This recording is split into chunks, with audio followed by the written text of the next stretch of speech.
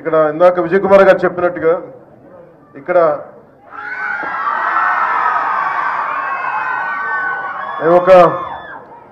నా గురించి నేను ఏం చెప్పుకోవాలో నాకే తెలియదు. నేను యాక్టరా, ఒక డిప్యూటీ సీఎం, పార్టీ హెడ్, నాకు ఏం చెప్పుకోవాలో నాకు తెలియదు. ఖచ్చితంగా ఒకటే చెప్పగలను, రచయిత అయితే కాదు, అందరూ చెప్పగలను. విజయ్ కుమార్ గారు చెప్పినట్టు. కానీ పుస్తకాలు ఏంటి పనిచేస్తాయి, ఎలా పనిచేస్తాయి మన మీద అంటానికి, books are the training weights for the mind. శారీరక దారుఢ్యాన్ని పెంచుకోవడానికి కసరత్తులు చేస్తాం.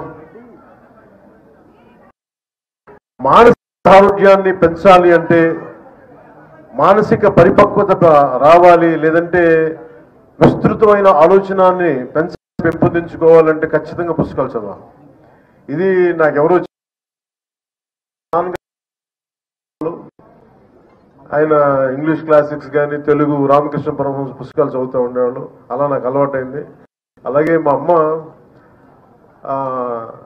నాకు చెప్పిన నవల మొట్టమొదటిగా ఒకటి నాకు చందమామ చదివేవాడిని. అంటే ఇవన్నీ ఎందుకు చెప్తానంటే, అంటే పుస్తకం ఎందుకు గొప్పదని చెప్పడానికి, లక్ష్మీపూరి గారి గురించి చెప్పడానికి ముందు కొంచెం ఇంట్రొడక్షన్ అవసరం కాబట్టి చెప్తాను. ముందు పుస్తకాల గురించి. మా అమ్మ నాకు ఇచ్చిన పుస్తకం ఒకటి చివరికి మిగిలేది.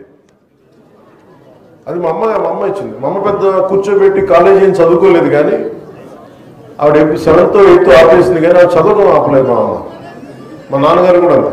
సో ఇంట్లో చదివితే సహజంగానే ఆ వాతావరణంలో ఉండే అది నాకు వచ్చింది.